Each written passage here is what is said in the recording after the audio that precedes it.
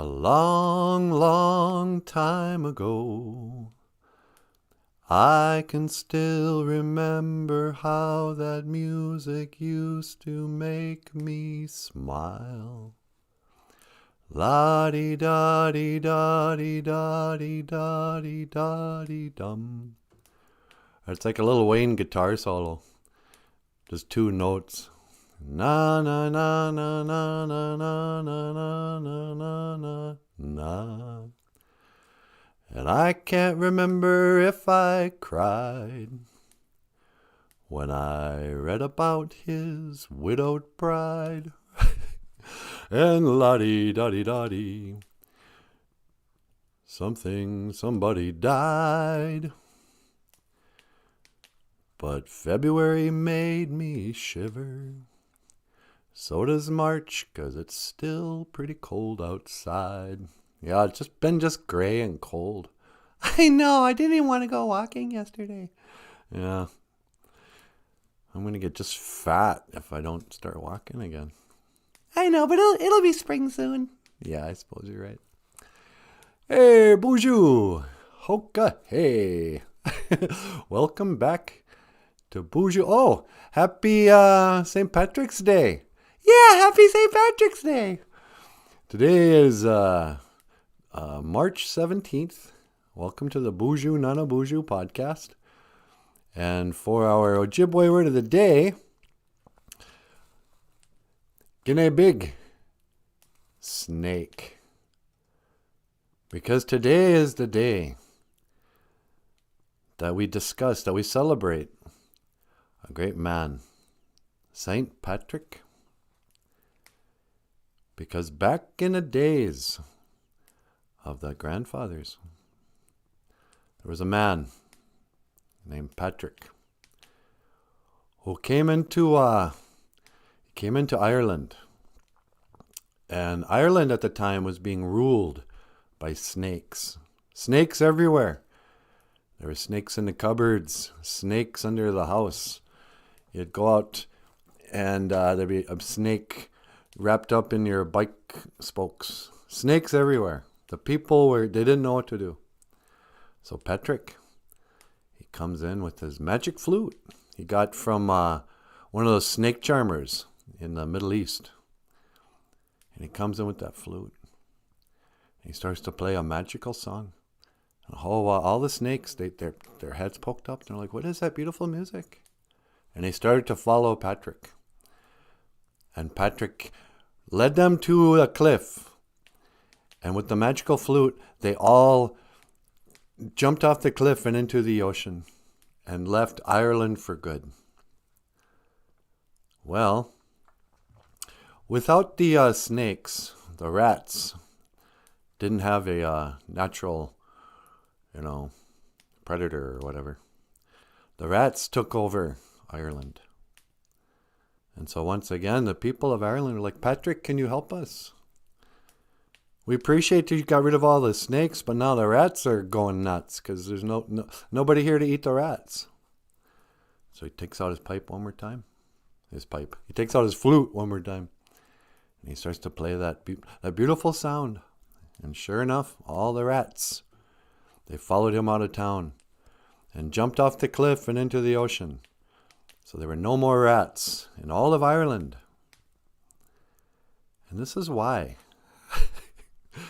the people of Ireland celebrate this day to remember the Pied Piper of Ireland, Saint Patrick.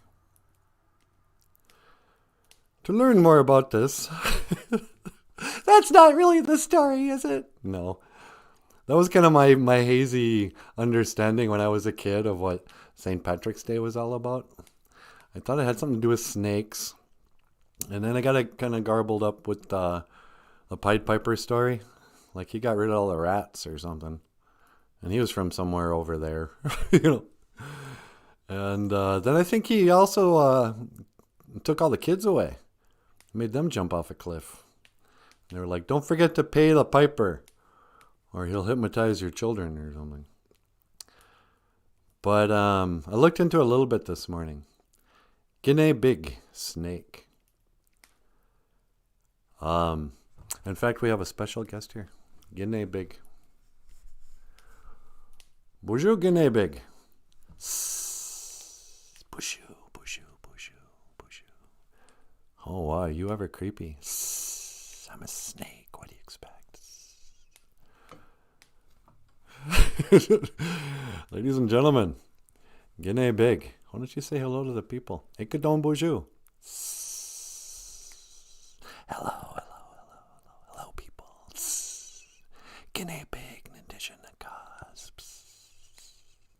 I'm a snake, a snake, a snake. Hikes. I like how your scales are or whatever. They're kind of crazy and see-through. But anyway, g'nay big, snake. So what's the real story? Did Saint Patrick rid Ireland of the snakes? No, that's not true at all. That's not true at all. Okay, I'm gonna tell a story. You're creeping me out. G'nay big, snake. So I looked into it and they're like, no, it's not that. It's a snake represents paganism. And St. Patrick was, he brought in Christianity or Catholicism into Ireland. And so St. Patrick's actually a day to honor the guy who brought in Christianity into Ireland. And they say, well, the snake represents paganism. And then you go, well, yeah, kinda. But the snake really represents Satan. And the Christians, they weren't coming into Ireland to get rid of the pagan religion. They were coming in to get rid of Satan himself. And so people don't want to, people get kind of confused sometimes. They think, oh yeah, the Christians, they're against the traditional beliefs of the people. They wanted to assimilate people. It's like, no. They wanted to rid the country of Satan. With their, with the good news or whatever. And so the whole Satan thing, the snake thing, is a connection to Satan. The original, that's a much bigger symbol for, the snake represents Satan himself in the Garden of Eden, Paganism is just, like farming. It has to do with, seasons and, harvest time. But behind that, and so it was interesting, I was thinking about, remember all they used to, so the years go by, and St. Patrick, they have this holiday where the Irish kind of all go, yeah, that's our day, for crying out loud. Go to church, and then, we're Catholics, so we're gonna have just a little bit of the whiskey or whatever. And they would party and feast. It was a feast of St. Patrick, Then they have a parade, and pretty soon, what's there? The old snakes show up again. Gay pride. They're like, hey man, we want to dance around during St. Patrick's Day. And we're going to put on, village people outfits and just get drunk and make out in the streets and have pride in this thing that you guys explicitly say we shouldn't do. And the Irish are like, doggone it, they got us. I mean, yeah, that's the whole point of St. Patrick's Day, was that Christians came in and got rid of the snakes, got rid of the sinners.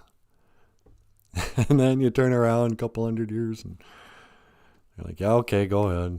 Doggone it. Now we got to let the gays dance in our parade, or we look like the bad guys.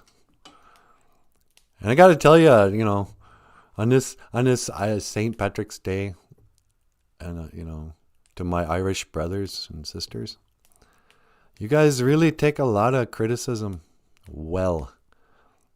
The very term white man, I think, was first labeled for the Irish. I'm not sure what the point of that is, but Nobody ever sticks up for the Irish. This is why those guys have to fight so much in college. In Notre Dame, they're always being bullied. They have to fight. They actually named their teams after them, the Fighting Irish. You know why? Because they're like, we're a traditional people. We're a pious Christian nation. And our patron saint, St. Patrick, he came with a message. He said, don't, go ahead and be gay, nobody cares. But you can't take pride in your sin. That's all they're saying. Oh, look at me. Let's see what's here. This is getting off to a weird start. Oh, okay. Hey, Brandy Marie is here. Boozhoo, Brandy. Grieving Turtle. Boozhoo. Jessica Gonzalez. Happy St. Patrick's Day. Jessica's in the spirit. Jessica's probably half buzzed already. No, she's not. I know, I'm just talking. Jessica Gonzalez, Boozhoo. She says, I mixed up those stories when I was a kid too. I know. I mean, they never explain anything very well when we're kids. Everything's so weird. St. Patrick's Day, Easter. What's up with all the, all the pagan imagery of around Easter? Was there a battle between the Christians and the pagans? Is it still going on?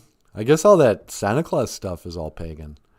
The holly, the Christmas tree, having an evergreen tree. Those are all pagan things. And, people like St. Patrick are like, go on, get out of here. We don't like your snake religion. You can go back to, Babylon with that. Oh, what? It's a snake, run for the hills. Yeah, exactly. Run to the hills. Get a big snake. And I was trying to think, is there an Anishinaabe story about snakes? And I couldn't think. I don't know of any, the Snake Clan or anything. Oh, I'm from the G'nai Big Dodam. We are the lizard people. Because I also realized this year, I don't know. Remember hearing about Indian burial mounds? It finally occurred to me, I was like, what is an Indian burial mound? People always, oh, look, kids, we're driving by the old Indian burial mounds. Was that a mound of, was just a pile of people buried in a shallow grave, and they have mounds on the side of the road? Then I read a little thing, and it was like, oh yeah, they've excavated those things. And sure enough, they're, it looks like they're tombstones for people who lived here way before the Dakota or the Ojibwe. But there'd just be one or two people down there. I'm like, okay, we don't know what that is.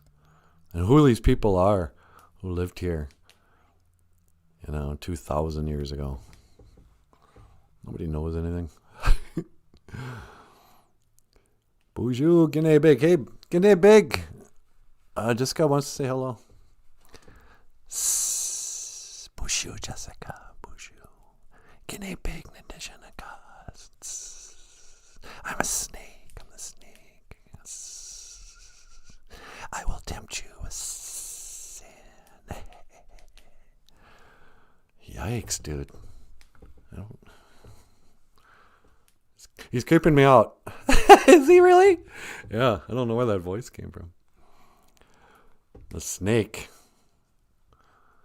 So, yeah. So, here's a story. Wait, before I get into that.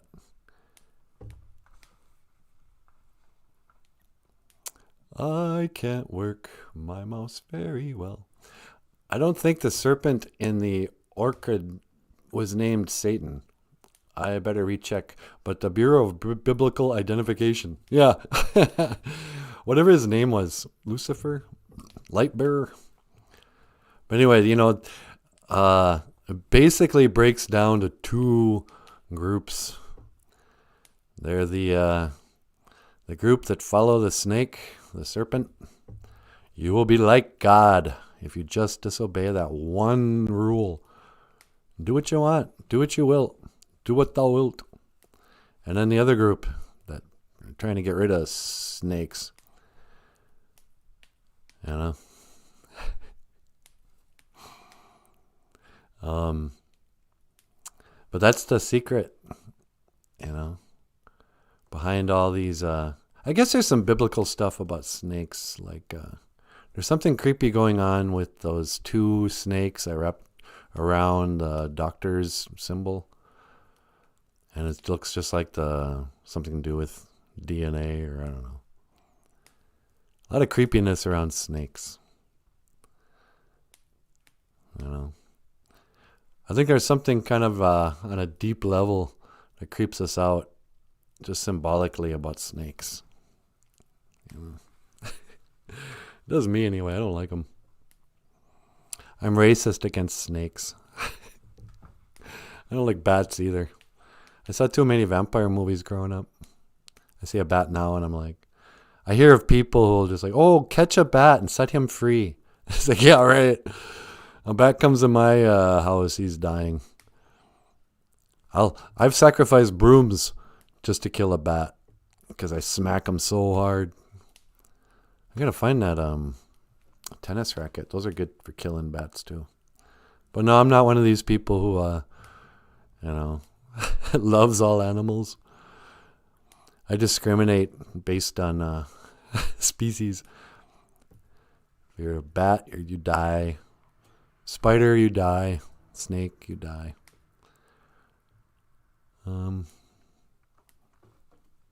have an uncle. He was a deer hunter. And I didn't like killing deer. And he goes, you know what?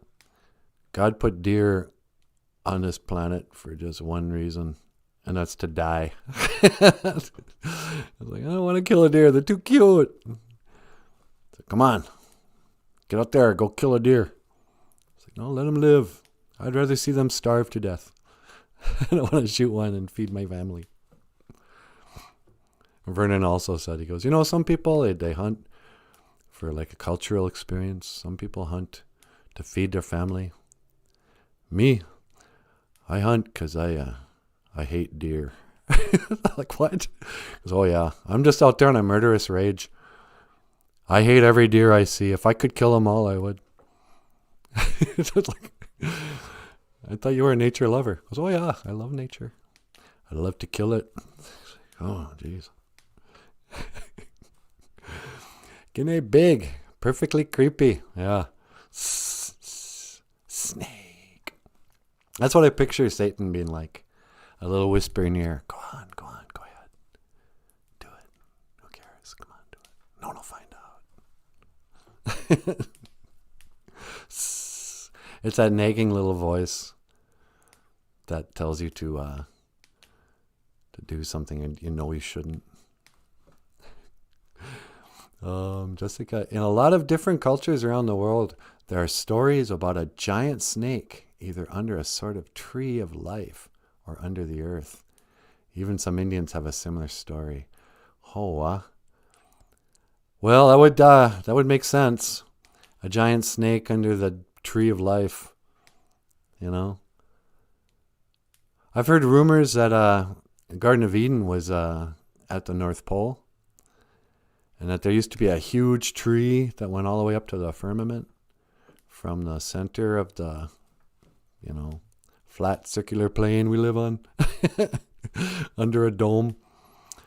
But what if the Garden of Eden was still, you know, at a place that we were kicked out of, our ancestors were kicked out of, but there was still a snake there who talks, who's a fallen angel, who's behind the scenes running this plane. I've heard it said that, you know, we're living in Satan's realm. And he is, in fact, you know, running the show down here for now. And then you go, yeah, I guess. That's why I don't have a Netflix account. Don't want to watch his TV shows. Wisani says, the intertwining snakes in the... Yeah, that's what it was. Intertwining snakes in the medical emblem is called a caduceus. It was said to be carried by Hermes in Greco-Roman mythology. By Hermes. All right. Yeah. You know, and all that Egyptian stuff is kind of part of that secret snake religion.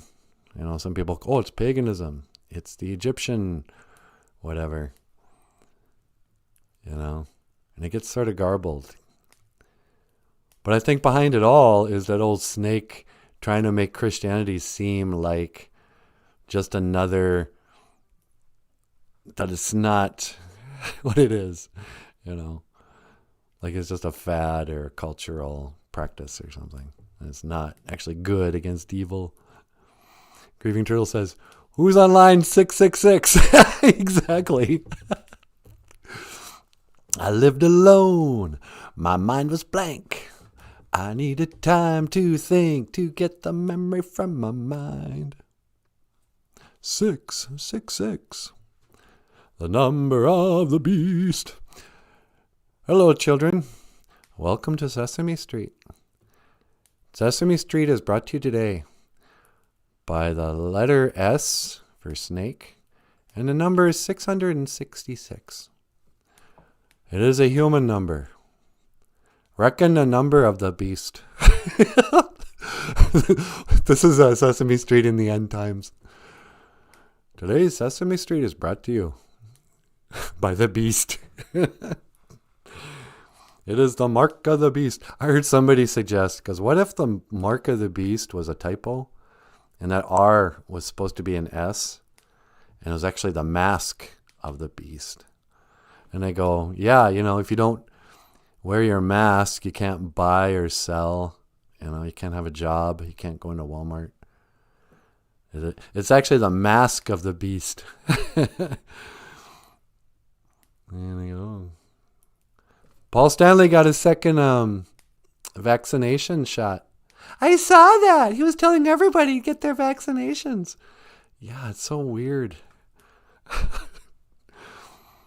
It's like I'm living in Bizarro world. Why are rock stars telling me to get a shot? You know? Why do they have to tell me that? I wouldn't be so suspicious if their behavior wasn't so strange. You know? One of us get a shot of whatever's in there we don't know.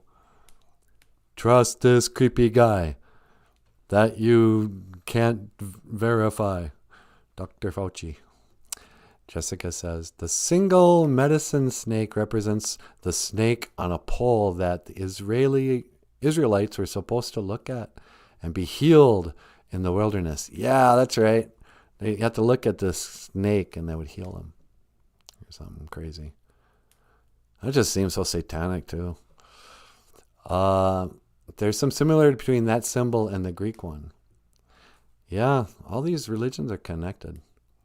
Wisani says, the animals never got kicked out in the story. There's a teaching that says the Garden of Eden was the subconscious mind. It's said that our subconscious is how we interact with the divine. So we got kicked out of our connection to the divine when we lost touch with our subconsciousness. Yeah, it does seem like connecting with God is such a subtle thing. You know, it's not a real voice in your head. You know, you don't really hear a booming voice saying, my son. Or I do sometimes. He sounds like a pirate. Oh, that's right, lad. Yeah, get you, man, to do. We were just talking about you. Oh, that's right. I'm always here with you, my son. Yeah, I know. So what is was Garden of Eden a literal place, or was it just a figurative, like our subconscious mind? Oh, it's kind of both, isn't it? I mean, it's a literal place. That stuff happened. It really happened. It's not symbolic. I tell you these stories not so you can dissect them, but so you can remember. Oh, yeah, I suppose, huh? But also you have to look at everything in a couple of ways. The literal, the figurative. So when I can't do it all for you, you have to work it out on your own. I'm afraid, lad, that's your purpose in life. Oh, that makes sense. All right. Well, hey, thanks for stopping in. I got a show I got to do here. All right, lad, keep up the good work. All right, thank you, GOFUNDME. Ape gay. Amen. Oh, that's a right laugh. Yeah, okay. I got to go.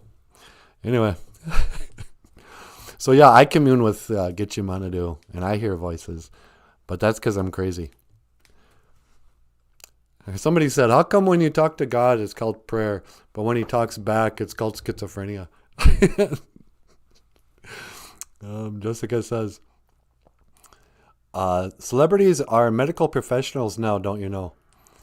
Or didn't you know? Including Bill Gates, who has 0 medical science schooling. Yeah. It's so weird because the media, they always want to give us like a good guy and a bad guy. And our good guys are supposed to be like Bill Gates and Dr. Fauci. And because we've been desensitized, like we don't trust our own senses anymore. We can't even tell, like everyone can tell if you look at Bill Gates, he is 100% creepy. He cannot be trusted. He is gross. He is icky in every way. If you just met that guy and didn't know anything, you would cross the street and go, ooh, excuse me. I don't know if you're a pedophile or what your problem is. I don't trust you. You give me a weird vibe. And Dr. Fauci, just as bad. But then you get Paul Stanley for some reason come out. Trust the experts. Trust the science. It's like that's just code word for trust what the TV's telling you. It's like, yeah, I'll trust science. Where's the science? Did they do experiments? The science seems to suggest that we're going to be fine even if we get the flu. Why are we shutting down everything and shooting an unknown, untested, whatever poison in our blood? Just in case we get this flu that unless you're, 85 and overweight and dying of something else, you'll be fine. Why do we have elementary kids playing basketball in masks? Is that, are they really worried about them catching something?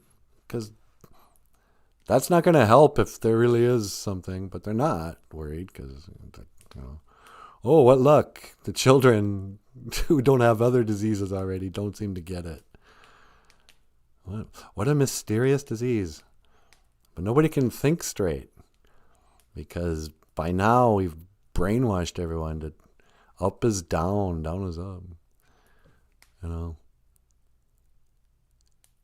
like even the Bible, I was thinking about this with St. Patrick.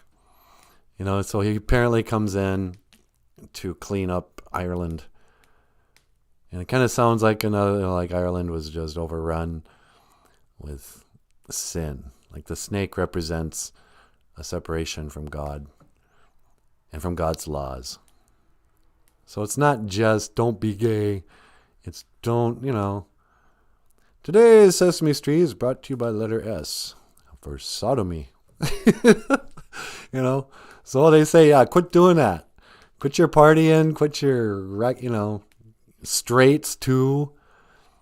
That's not for the party. You guys are drinking too much and carrying on like a bunch of apes. I'm St. Patrick. I'm here to rein you in so you guys can live a good way, can walk the red road. You guys should live more like the natives. But then it gets all twisted up and people think, okay, so like the Bible. Is the Bible to be taken literally or symbolically? Well, when it comes to the gay pride parade, there's that famous line in Leviticus or something that says, "Thou shalt not lie with men as with women. It is an abomination," like that snowman in the North Pole. He's abominable, the abominable snowman. It's the only time you ever hear that word. There's the abominable snowman, and then don't lie with a guy like you would lie with a woman. And for the first time today, I was like, you know what? That really rubs people the wrong way when they think it's saying don't be gay. But if you take it literally, it's like, no, don't cuddle up with your buddy like you would with your wife. That's gross. Don't, man. Then I'm like, yeah, you know what? That is, yeah, yuck. It's like taking a bath with your dad or whatever. There comes a point. Don't do that. That's an abomination. But instead, they take the one holiday Ireland has, the Christians in Ireland have, and they turn it into, hey, this is our civil right to dance all over your religious holiday. We're going to get gay married in a St. Patrick's Day parade. We're going to get gay married to this child. Take that, Irish Catholics. So I want to say on behalf, I get why you guys are always fighting. I think the fighting Irish need the help of the fighting Sioux. To protect, to preserve their ways, to preserve their culture on this. Happy St. Patrick's Day. Me know St. Patrick's gives you good. Happy St. Patrick's Day. Because also in the traditional way of the Irish, on this day, they would put on their traditional ceremonial garb, the green t-shirt with a 4-leaf clover that said, "Kiss me, I'm Irish." And unless you want to disrespect their ways, you have to kiss an Irish person. I just hope I find a lady wearing one of those, because last year I had to kiss this dude, and he didn't like it either. But we were like, "What can we do? It's it's St. Patrick's Day, and I read your shirt, so pucker up. I'm gonna kiss you." And I had the time of my life, and I owe it all to you, Irishman. Wisinee says, he, the devil, always sends errors into the world in pairs of opposites. He relies on your extra dislike of one to draw you gradually into the opposite one. But do not let you be fooled. We have to keep our eyes on the goal and go straight through between both errors. We have no other concern than that with either of them. C.S. Lewis. Yeah. I mean, at the end of the day, that's what Christianity is all about. It's the Force. It's like Star Wars. You can go with the dark side. Go with the Gnabig. You go with the light side. Use the Force, Luke. Poor old Luke. I never saw the new Star Wars, but they really make him look stupid. They kind of destroy the character.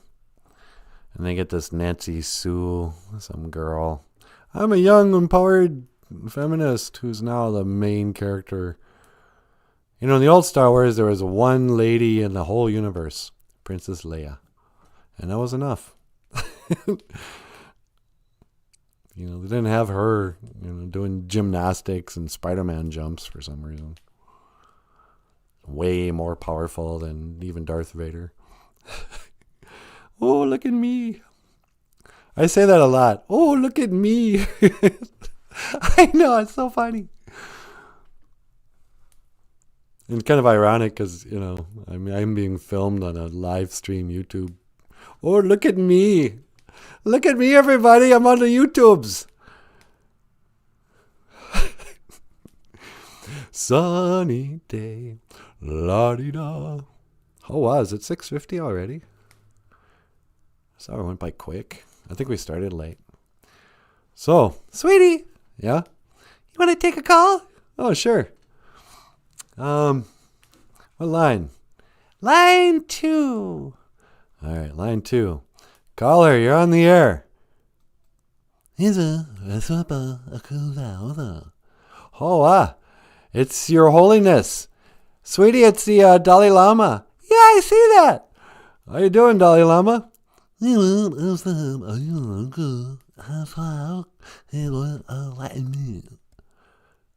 Huh?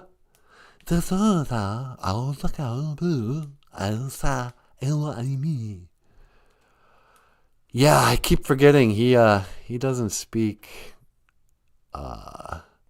regular English. He still has such a thick accent I can never understand him. One more time, sir. What can I do for you? You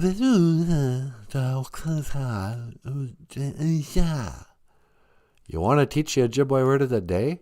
We already have one. It's Gine Big Snake.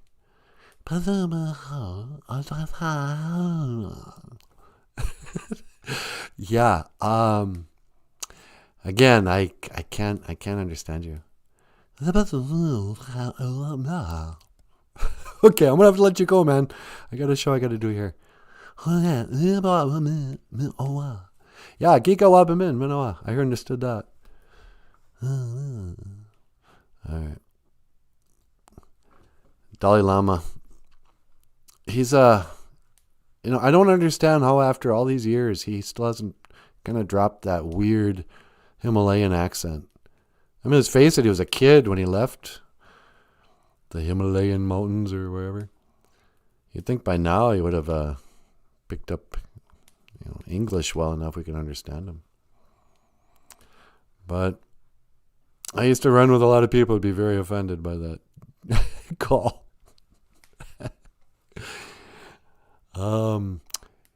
Jessica Gonzalez says, I never heard that before, but it makes sense. Look at politics. People think they need to choose one side or the other and become radicalized in their ideology. They fail to realize both are wrong about things. The only kingdom that matters is the kingdom of heaven. Oh. Yeah, no kidding. Yeah, what do they call that? It's always the pluralities, or not pluralities, it's dualities. That's why the Freemasons, they're all into the checkerboard. Black and white symbolism everywhere. Because everything's, you're either or. Which one are you? Coke or Pepsi? And nobody's asking the question. Maybe we shouldn't drink pop at all. Like even the Matrix. Will you take the red pill and wake up and see the world for what it's really like? Or will you take the blue pill and go back to sleep and live in your dream world? And nobody asks, maybe you shouldn't be taking drugs from a black guy in a trench coat. Just, I don't know. No offense, Samuel Jackson or whoever you are. I don't think I'm going to take pills from a stranger in a black trench coat and sunglasses. Sometimes there's got to be a third option. I choose door number 3. Are you a Democrat or a Republican? Because they want you to sign up for whatever camp. That's what they say. Well, our camp agrees with these things, so you got to go, okay. Yeah, I guess I'm pro free speech and pro, the Bill of Rights. So I better vote with these guys. When I was younger, I was really pro women's rights and pro gay rights. Because that's the thing, I've come the whole spectrum. I used to be way left wing. My blood used to run blue. I used to be part of the Crips. I was so blue. And then I got old and got religious. And I started to get redder. I took the red pill. Now I've got all these conservative values. Good old man family values now. They say if you're not a liberal when you're young, you don't have a heart. And if you're not a conservative when you're old, you don't have a brain. That's what I heard. You know. And I guess it's my privilege, but as I get older, that boogeyman, you know, the snake became more real. Sin became more real to me. But like the patriarchy became less real.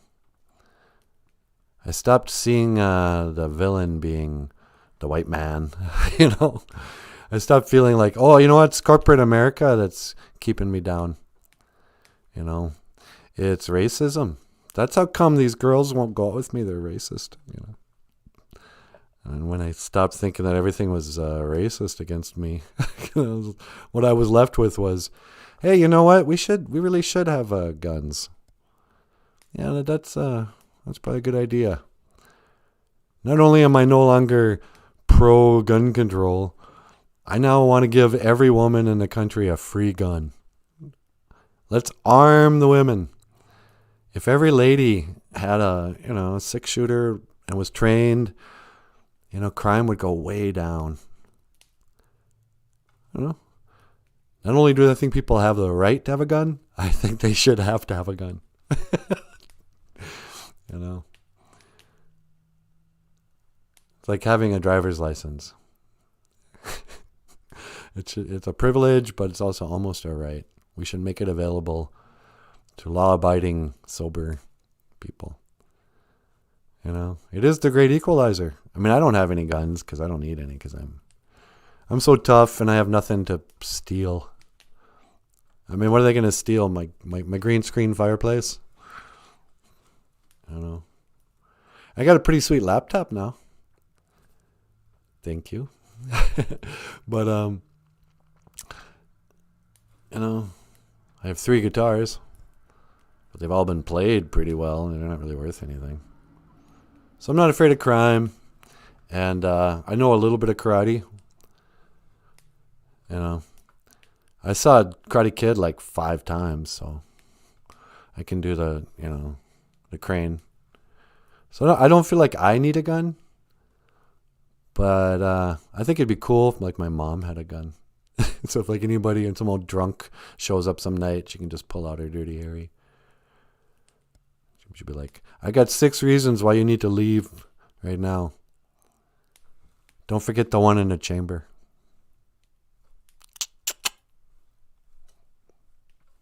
Hello.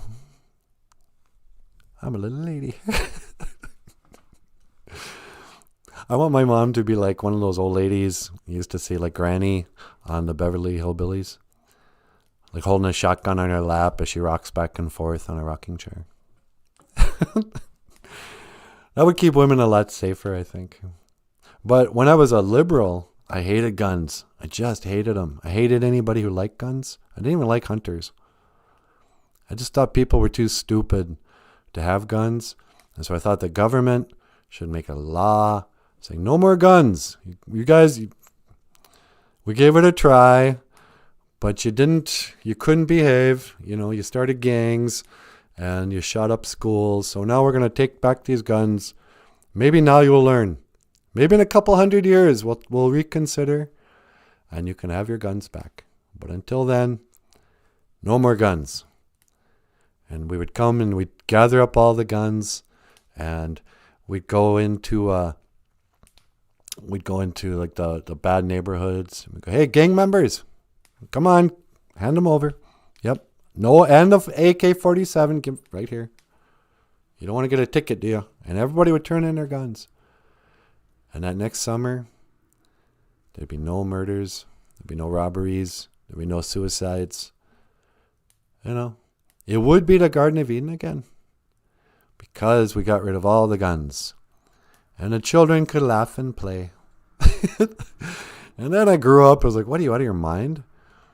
What if the government wants to come? You know, it's like, no, guns are not for hunting. I mean, yeah, you can.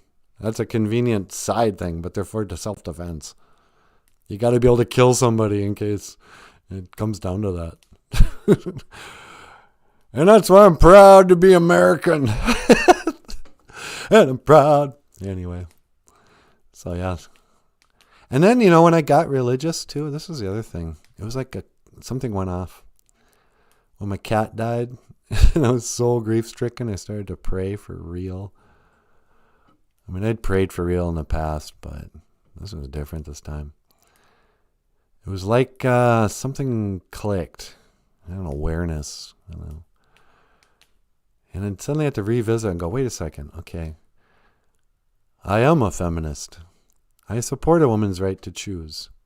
I have often relied on the idea that if somehow I was ever in a situation where I might want to end a pregnancy, it would be comforting to know that was always an option. And then that morning when my cat died, I was like, what? They're killing babies. What? How could I ever consider that I would kill a baby? Oh, you're not in love with that lady. You shouldn't have slept with her. Oh, well, we can kill the baby. Get on with my life. It just suddenly, I was like, oh, I never realized that before. Now I'm anti-abortion. That's weird. Nothing happened except my cat died, and it changed my values politically enough that I went from pro-choice to pro-life. I was like, well, that's weird. Remember that, how you wanted to get those abortions? I never wanted to get an abortion.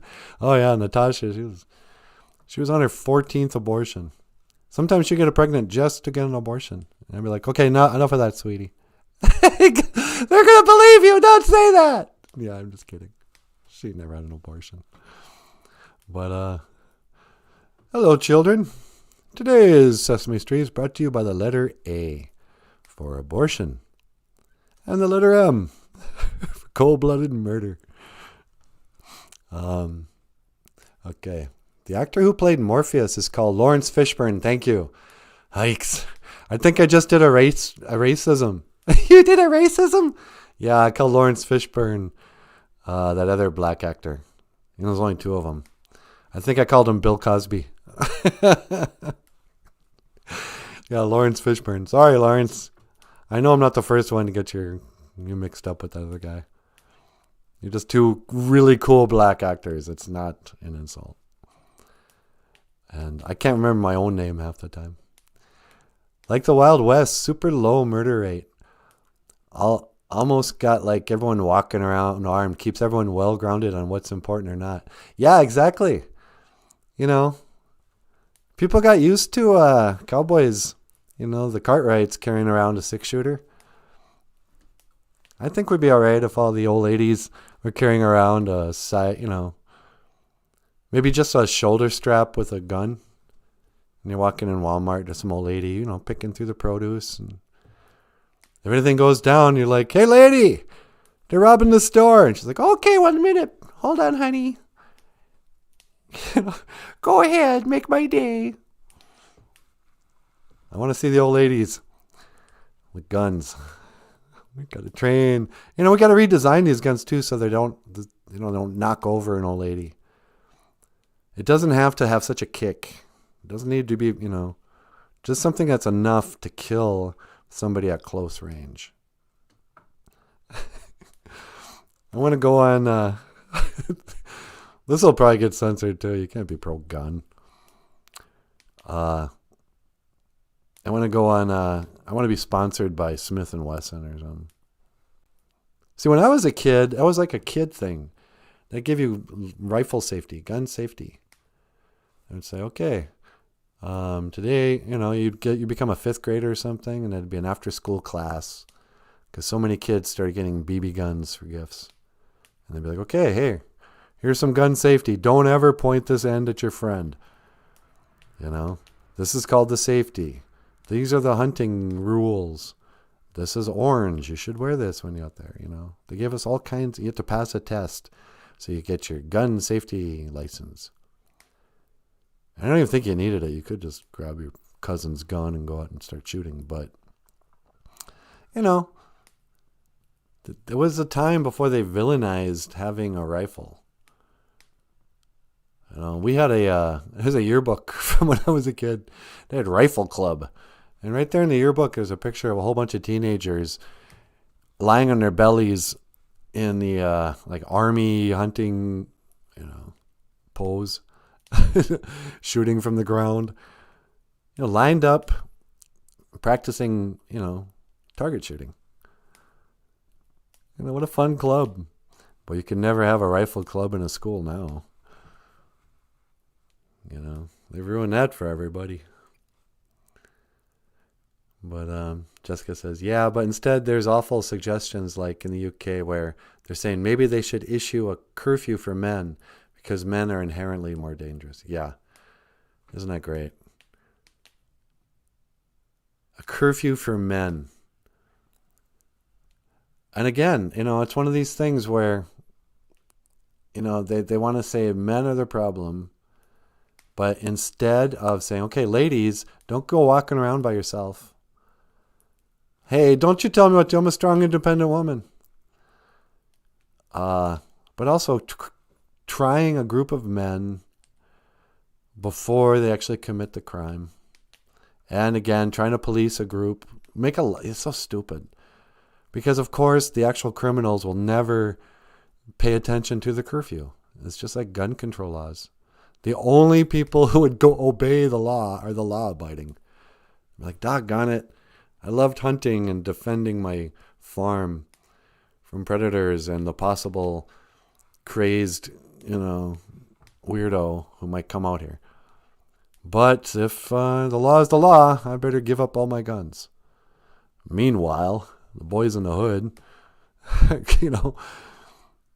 I know of they are little kids, I guess, but junior high guys who have sawed-off shotguns and owning them. They're not going to go turn in their sawed-off shotgun to the cops. So the only people who won't be affected by gun laws are the one people who are likely to use guns to kill and rob and do all kinds of. But again, politicians are dumb. They're really dumb. Or maybe they're not dumb. Maybe they're evil. And we're dumb. Yeah, people are dumb. They go, oh, yeah. Well, if you make a law, then, no more bullying. What? You can't just police bullying forever. There's going to come a time when your kid is with somebody who's going to be cruel to him. You can't just pass a law. Whatever. Happy Valentine's Day. We shouldn't have had so many of those Guinnesses before the show today. The Guinness beers? Yeah, why were we doing that? It's stupid. We don't even drink. Thanks. I don't know. Well, a rifle club with no school shootings. Yeah, exactly. We never had school shootings. We had a rifle club. Jessica says, do they really think that criminals will abide by a curfew? Exactly. A curfew. But I think that's what's behind all these, they want people to riot. The autonomous zones, the dumb trials against cops. They want people to riot so then they can bring in the military and say, oh, it's a martial law. Obviously, we had to come in with our guns and start knocking down doors and confiscating other people's guns because look at your city. You guys are rioting. And these useful idiots. No justice, no peace. It's like, okay, dummies. By terrorizing your neighbors over this dumb thing that has nothing to do with you, you're going to give them justification for martial law. Well done, dummies. And on that note, now that I've alienated everybody who might not share my political views, I'm going to get on out of here. Sweetie, I know we didn't let you come up here, and we only took that one call, but I really started talking a lot today. That was weird. And now it's getting late. So, on this note, I'm just going to mahjong. We had a bunch of stuff planned, but let's save it for tomorrow. Or maybe I'll come back tonight. You know what? Let's do another show tonight. But we have that gig. We have our conference today. Oh yeah, maybe we won't feel like it. I don't know. All right, everybody. I'm going to mahjong. I'm going to leave. But I want to say, miigwech ganawabiek. Thank you for watching. Boozhoo Nanaboozhoo. The podcast about Ojibwe language. And me rattling on for 60 minutes. Wow. We didn't even do any songs or anything. I will see you again. Gigawabamin. Minawa. Hawa. And live stream. La-di-da.